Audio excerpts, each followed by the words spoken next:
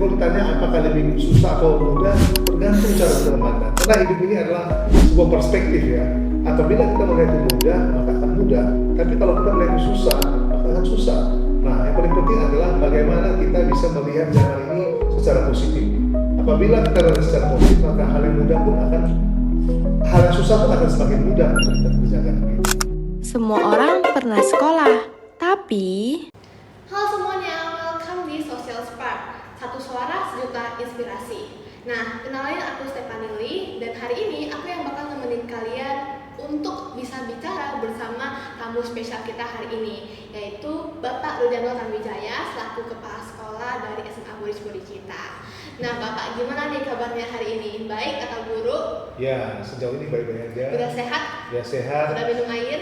Ya sudah makan juga.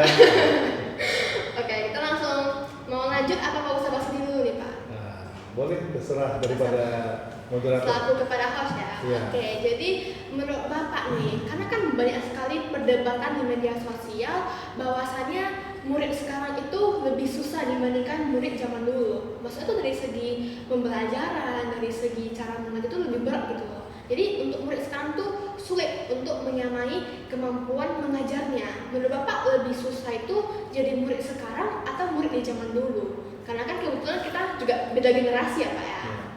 Ya, kalau dalam prinsip saya pribadi ya, ada baiknya kita tidak usah membandingkan, ya, karena masing-masing zaman itu punya kelebihan dan punya kekurangan, punya kelemahan juga. Nah, dibandingkan dulu memang kelihatannya lebih mudah, tetapi kami pada masa itu juga mengalami rasa susah juga untuk menjadi murid, artinya bebannya berat sekali. Jadi kalau anak sekarang malah kami lihat lebih gampang ya, kenapa? Karena dari sisi fasilitas sudah lebih lengkap, apalagi teknologi sudah mendukung sehingga apa yang dulu kami susah dapatkan malah sekarang itu mereka lebih mudah untuk mendapatkannya. Nah, jadi kalau ditanya apakah lebih susah atau mudah, tergantung cara kita memandang. Karena hidup ini adalah sebuah perspektif ya. Apabila kita melihat itu mudah, maka akan mudah. Tapi kalau kita melihat itu susah, maka akan susah. Nah, yang paling penting adalah bagaimana kita bisa melihat zaman ini secara positif. Apabila kita melihat secara positif, maka hal yang mudah pun akan, hal yang susah pun akan semakin mudah untuk kita kerjakan begitu. Jadi menurut Bapak itu berarti setiap generasi itu ada hal yang dipelajari gitu ya Pak? Iya, pasti. Ada hal yang dipelajari, ada hal juga yang mungkin bisa didapatkan dari sana tapi gak bisa didapatkan lagi dari sini. Iya. Tapi kan tadi saya dengar Bapak ada bilang soal AI atau teknologi nih. Sedangkan untuk murid sekarang aja banyak nih perdebatan yang bilang semisalnya itu gara-gara muncul teknologi ini justru menimbulkan perbandingan antara zaman dulu dengan sekarang, karena dianggap zaman dulu itu lebih giat belajarnya, full benar-benar usaha, tapi sekarang jadi kurang usahanya. Menurut Pak gimana tuh? Enggak juga. Jadi AI ini atau artificial intelligence atau sekarang kita kenal dengan akal imitasi ya, ini bisa menjadi plus dan minus. Kalau zaman saya belajar itu memang betul kata Stephanie, kita sangat kerja keras mencari bahan itu pun susah. Kalau kita mencari suatu topik kita harus ke perpustakaan, harus pinjam buku, itu pun kalau ada orang punya buku, sementara pada saat itu buku juga langka. Nah sekarang ada AI, katanya lebih mudah, ataupun itu bisa menjadi satu hal negatif, tidak juga. Saya melihat AI ini kan suatu hal yang sangat bagus ya, kita bisa mendapatkan satu informasi. Nah tergantung kita, AI itu kita olah nggak, kita jajaki nggak, kita analisis nggak, lalu kita telusuri nggak bagaimana, itu kan membuat kita makin kaya. Tidak serta-merta AI itu kita terima bulan-bulan lalu kita tidak melakukan apa-apa, tidak. Tapi kita justru dengan AI itu kita sudah mendapat satu gambaran sehingga itu memunculkan satu motivasi untuk mendalami lebih jauh lagi. Jadi AI ini saya melihat satu hal positif sekali, tetapi ada juga kelompok lain yang mengatakan AI ini membuat anak-anak menjadi malas. Ya tergantung anak-anaknya.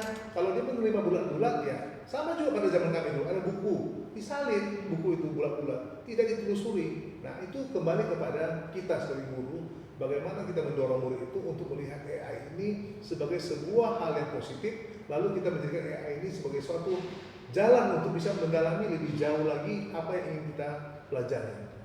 Begitu. Tapi kalau misalnya kita bicara soal murid berhubungan dengan sekolah, pasti ada hubungannya dengan organisasi.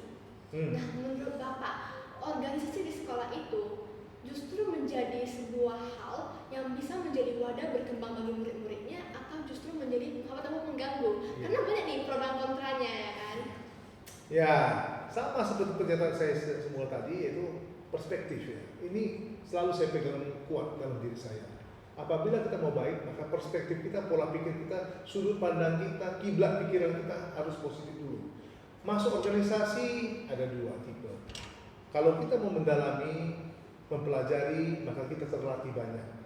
Misalnya yang paling gampang, kita dengan organisasi kita bisa mempelajari hal-hal dalam hal interaksi dengan teman-teman, komunikasi, mengambil keputusan, prosedur-prosedur, kita tahu sistem dan sebagainya. Itu kan positif. Tapi ada juga orang masuk organisasi itu pikirannya lebih lain, lebih berbeda. Misalnya hanya untuk happy-happy, hanya untuk senang-senang, hanya untuk ya pokoknya having fun lah. Nah, dua orang ini saja atau dua pola pikir ini saja, ini sudah menimbulkan dampak yang berbeda, Stefani. Bagi yang pertama tipe tadi, maka dia akan mendapatkan banyak. Saya dulu besar di organisasi. Saya termasuk waktu kecil anak yang pemalu dan kurang pede. Jadi saya masuk ke OSIS SMP, lalu SMA, sampai dengan seterusnya saya masuk organisasi. Saya melihat banyak sekali hal positif yang saya dapatkan. Dulu saya ngomong saja pun nggak berani. Misalnya kamu undang seperti ini sudah mimpi buruk bagi saya. Kalau zaman dulu. Nah sekarang bukan saya bilang saya udah hebat, berani ngomong, bukan, tapi tidak menjadi masalah lagi. Karena saya terlatih di organisasi, berhubungan dengan teman-teman, menyampaikan buah pikiran saya, lalu mencoba memecahkan masalah. Inilah membuat saya itu menjadi lebih mentalnya bagus. Tapi ada teman saya juga yang masuk organisasi, sampai hari ini juga nggak mendapat apa-apa. Kenapa? Ketika dia masuk organisasi, dia hanya numpang lewat loh menghabiskan waktu. Maka saya bersyukur nih, anak-anak saya di OSIS, SMA Burisita itu mereka luar biasa. Mereka belajar otodidak. Contoh seperti acara hari ini lah, Social Spark ya. Ini kan inisiatif penuh daripada anak-anak OSIS yang tidak terpikirkan oleh kita, tapi mereka bisa terpikirkan. Ini kan positif bagi mereka. Sehingga akhirnya ketika mereka nanti lulus dari SMA, lalu terjun ke masyarakat, mereka sudah terbiasa ini membuat satu pola kerja, membuat satu sistem kerja, perencanaan kerja. Ini kan membuat mereka tuh plus daripada yang lainnya. Inilah guna organisasi sebetulnya. Walaupun tidak kita pungkiri banyak juga mantan-mantan pengurus organisasi sekolah itu tidak mendapatkan apa-apa karena mereka sepanjang di organisasi memang tidak mencari apa yang penting, tapi hanya melewatkan waktu begitu saja. Ya. Tapi menurut saya nih Pak, kalau misalnya kita masuk organisasi, kita tuh punya nilai plus yang walaupun kita cuma numpang lewat, kita bisa dapetin. Contohnya dari organisasi, walaupun kita cuma AFK, kita nggak ngapa-ngapain, cuma numpang lewat, kita bisa mengenal banyak jenis orang. Dari sikap, kepribadian, kita bisa mengenal banyak. Dan juga dari organisasi itu kan Pak, kita bisa belajar bagaimana caranya untuk menjadi kreatif. Dan itu adalah hal yang walaupun kita cuma diam, kita bisa dapatkan. Dan itu adalah hal yang nggak akan kita dapatkan kalau kita hanya duduk di bangku kelas. Saya setuju. Itu. Jadi sangat menarik sebenarnya topik ini karena ada pro dan kontranya. Apalagi untuk siswa zaman sekarang itu lebih banyak yang memilih untuk bekerja dibandingkan bersekolah. Itu adalah hal yang sangat sering ataupun jadi mayoritas di lingkungan siswa sekarang. Karena banyak yang memilih bekerja daripada berorganisasi ataupun ikut di sekolah seperti itu. Tapi kalau misalnya soal organisasi kan Pak, itu pasti harus ada hal-hal yang mereka itu menjadikan sebagai panutan. Contohnya disiplin sekolah. Sebagai salah satu orang yang masuk organisasi di sekolah, pasti harus menunjukkan sikap kedisiplinan dia Pak. Makanya kadang ada orang yang justru mikir disiplin itu terlalu mengekang, terlalu strict. Ada juga yang mikir disiplin itu membantu kita untuk bisa belajar mengenai aturan gitu. Saya menurut Bapak itu aturan yang diciptakan itu membuat siswa itu semakin belajar atau justru membuat siswa tidak nyaman. Ya, yang namanya tadi kita bicara dulu pertama, organisasi. Organisasi itu adalah satu kesepakatan kumpulnya orang lebih dari satu atau lebih dari satu orang itu. Artinya ada aturan main di sana. Nah kalau kita belajar organisasi maka kita harus bicara mengenai ada hak dan tanggung jawab. Hidup pun begitu juga sebetulnya. Dengan adanya organisasi ini ada sistem, ada aturan main, ada konsekuensi, ada komitmen dan sebagainya. Nah makanya organisasi itu adalah kita belajar bagaimana menjadi teladan. Itu dulu. Nah teladan ini bisa dibentuk hanya bagi orang yang disiplin, yang tahu aturan. Karena tidak mungkin teladan ini bisa timbul kalau kita tidak tahu aturan. Karena aturan itu justru membuat kita itu sadar batas antara hak dan tanggung jawab. Jadi ketika tadi saya mengatakan apakah disiplin itu bisa membuat kita baik atau tidak, menurut saya disiplin atau peraturan itu tetap menjadikan kita itu menjadi lebih terkontrol. Lihat apa organisasi yang ada disiplinnya. Ya. Kita kalau ke Buddhis, sangga atau biksu, dia punya winaya, aturan. Betul kan? Kalau kita punya agama, ada hal yang tidak boleh, ada yang boleh. Itu kan aturan tuh. Kalau kita di sekolah ada peraturan tata tertib. Kenapa dibuat begitu? Karena itu untuk mengontrol kita agar jangan sampai kebablasan. Orang yang kebablasan itu artinya dia tidak sadar mana hak, mana tanggung jawabnya. Orang seperti ini akhirnya apa? Merugikan orang banyak. Ketika kita sudah merugikan orang banyak, kita tidak bisa menjadi teladan dan tidak bisa menjadi contoh. Sehingga dengan demikian sifat kita itu lebih banyak kepada kerugian. Nah kalau sudah terjadi kerugian, apa yang terjadi? Berarti banyak hal-hal yang tidak baik dilakukan. Maka oleh sebab itu menurut saya sekolah itu punya peraturan bagus, ditaati sangat bagus. Lalu kemudian yang paling penting apa? Sebelum kita terapkan jangan lupa sadar dulu peraturan itu untuk apa. Jadi banyak sekarang orang bikin peraturan tapi dia tidak pernah mensosialisasikan kenapa peraturan itu dibuat. Kita kembali kepada zaman Buddha.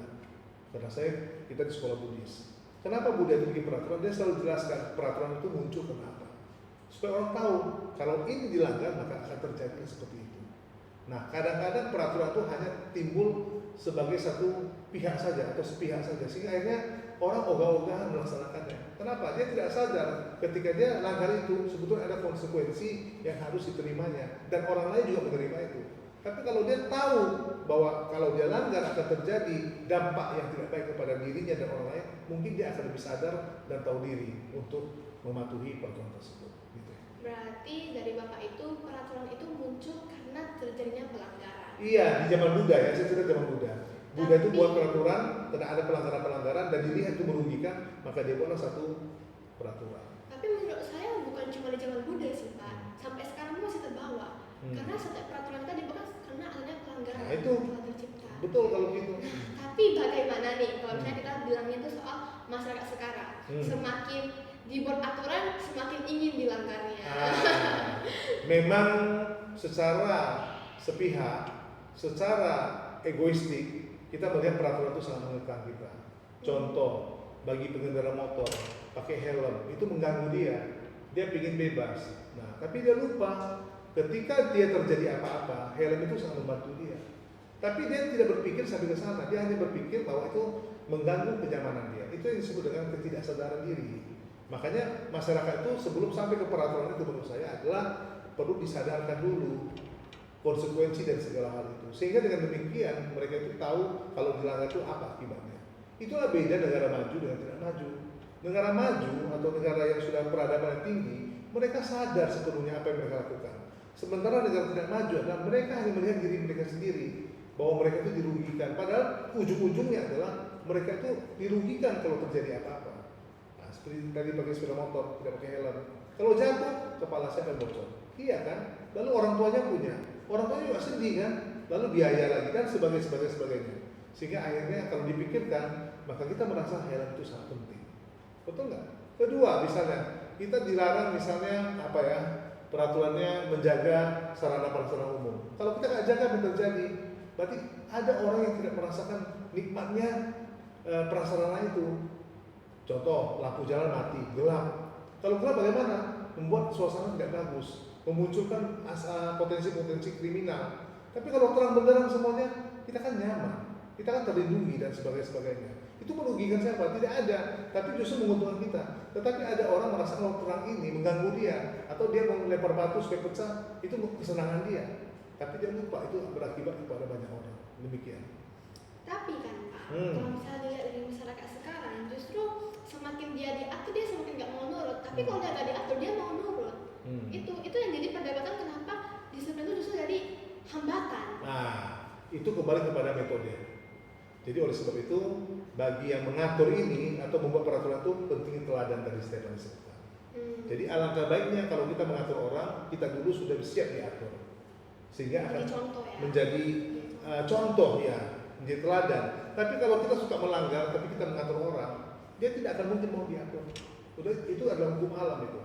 Tapi kalau saya sendiri pakai rapi, lalu saya tegur Stefan yang bisa Stef, kamu belum rapi, kamu pasti akan lebih menerima ketimbang saya tidak rapi lalu saya tegur. Pasti kamu akan merasa, Pak Rudianto ini cuma ngomong aja. Nggak ngaca ya? Nggak ngaca, di sini juga nggak rapi.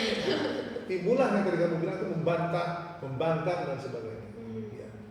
Berarti kalau misalnya dilihat dari masyarakat sekarang itu harus kena dulu getahnya beritahu rasa. Saya tidak ada begitu, tapi kadang-kadang proses kena batunya itu adalah pengalaman juga. Semua orang butuh pengalaman dan pengalaman adalah guru terbaik. Mudah-mudahan dengan pengalaman itu dia bisa menjadi lebih baik. Tapi ada juga memang tipe manusia sudah berkali-kali pun terkena pengalaman ini dia tidak bisa berubah. Iya, belajar. Inilah namanya manusia yang butuh metode khusus untuk mengajari dia. Bagaimana dia bisa mau menerima itu.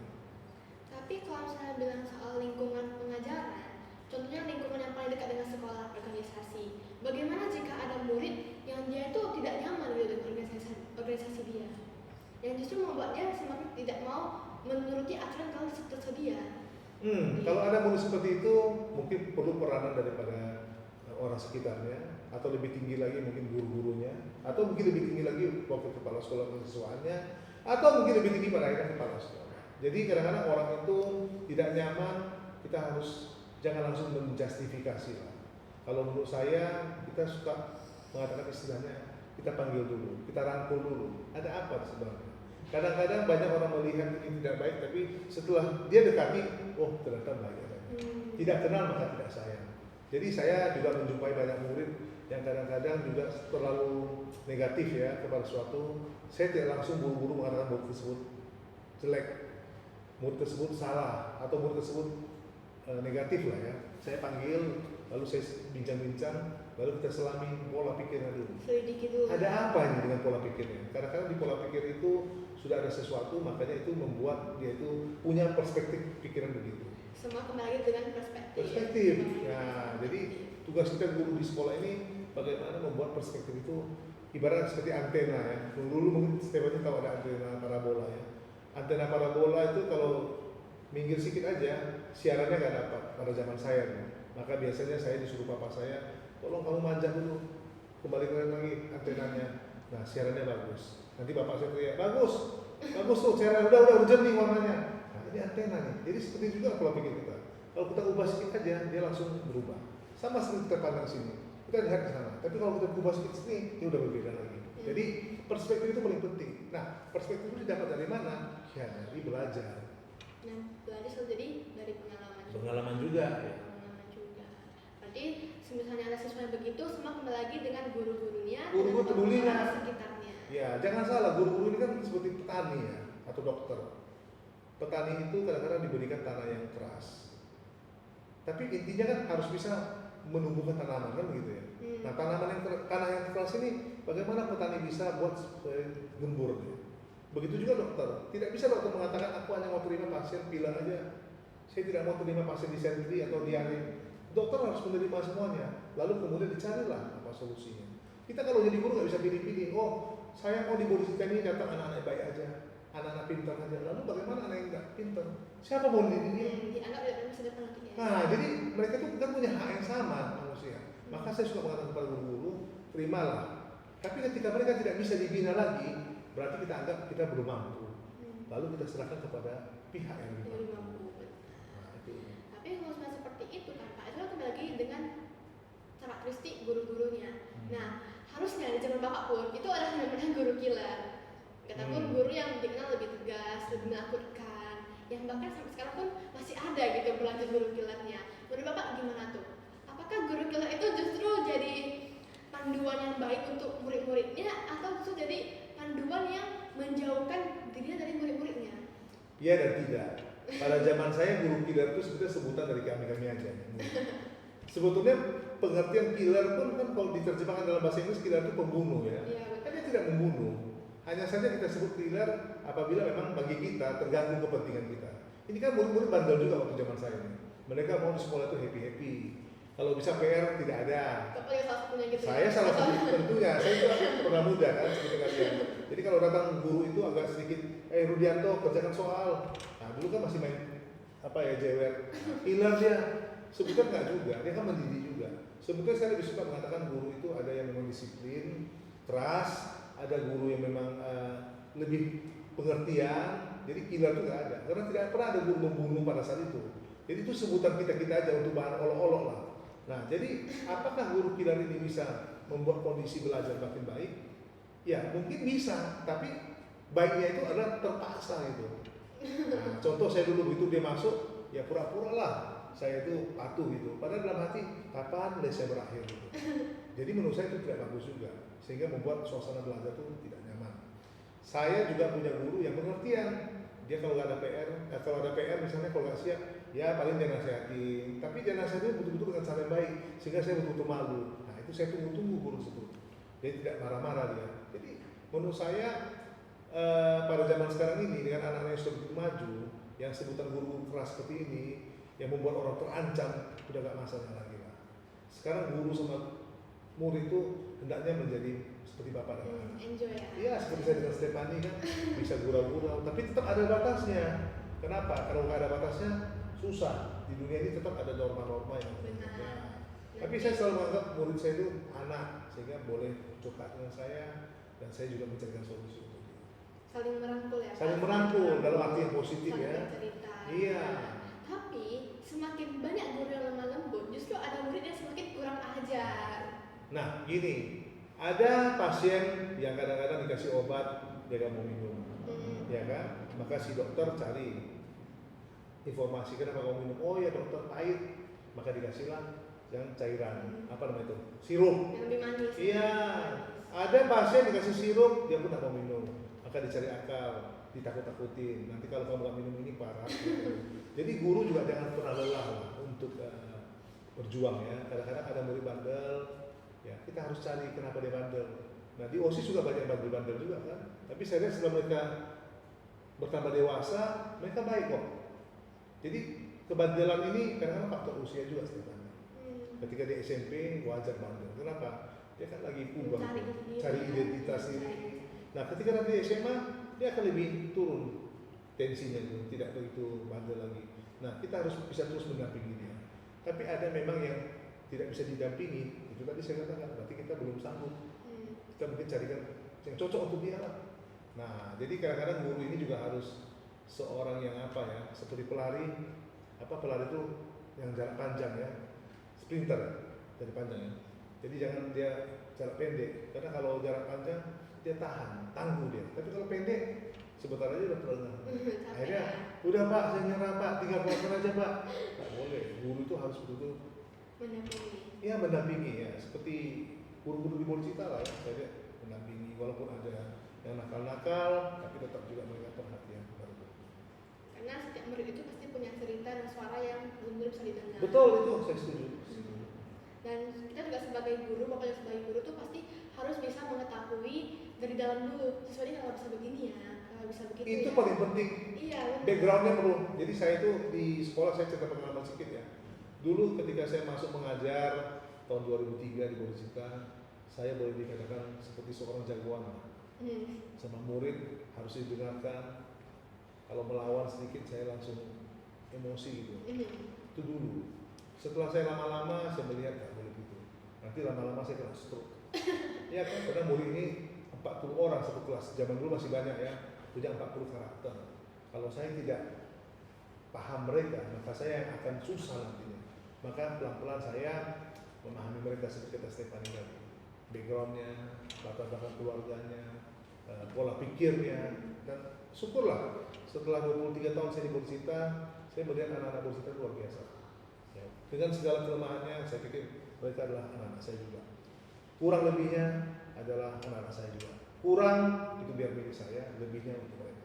Itu prinsip saya. Karena setiap manusia yang ada pun pasti punya pola pikir yang berbeda, Betul. pasti punya hal-hal yang pasti ingin mereka simpan sendiri. Betul. Dan tidak ingin mereka simpan pada orang lain. Sangat betul. Jadi itu yang menjadi salah satu faktor mereka bisa mendapatkan hal-hal yang buruk juga, ataupun pandangan negatif. Semua kembali dengan perspektif. Perspektif yang kita. katakan. Betul. Ya benar. Oke Pak, dari Saka sampai di penghujung podcast, jadi ada pertanyaan spesial ataupun signature question yang akan selalu kami social support tanyakan kepada setiap narasumber. Nah, Bapak selaku kepala sekolah nih, apa langkah pertama yang ingin Bapak lakukan mulai dari hari ini, dan apa pesan yang ingin Bapak katakan ataupun sampaikan kepada mereka yang sedang menonton podcast ini? Ini betul-betul pertanyaan tak terduga ya. Langkah pertama saya tetap seperti dulu 23 tahun yang lalu, yaitu saya ingin mengajak dan ingin bertekad bagaimana anak-anak Borisita ini punya masa depan yang lebih baik. Setidaknya lebih baik ketika dibandingkan mereka masih bersekolah di sini. Jadi saya ingin bagaimana menghantarkan mereka ke masa depan yang lebih baik dan bisa menjanjikan mereka untuk hidup yang lebih berkualitas dan sesuai dengan apa yang diharapkan oleh bangsa, negara, dan agama kita. Dan kemudian saya mengajak kepada siswa-siswa Borisita, alumni Borisita, warga Borisita agar kita selalu semangat, jangan mudah menyerah.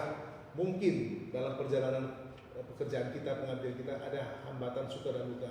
Jangan lihat dukanya saja, tapi lihatlah betapa pekerjaan kita ini adalah pekerjaan yang penuh tanggung jawab, penuh dengan tantangan yang betul-betul kita harus pikul sehingga kita bisa membawa generasi muda kita ini menuju masa depan yang lebih cerah. Demikian. Baik, dari satu suara Bapak ini semoga bisa menjadi inspirasi bagi semua orang. Sadu. Karena sesuai dengan slogan Social Spark, satu suara sejuta inspirasi. Begitu bagi semua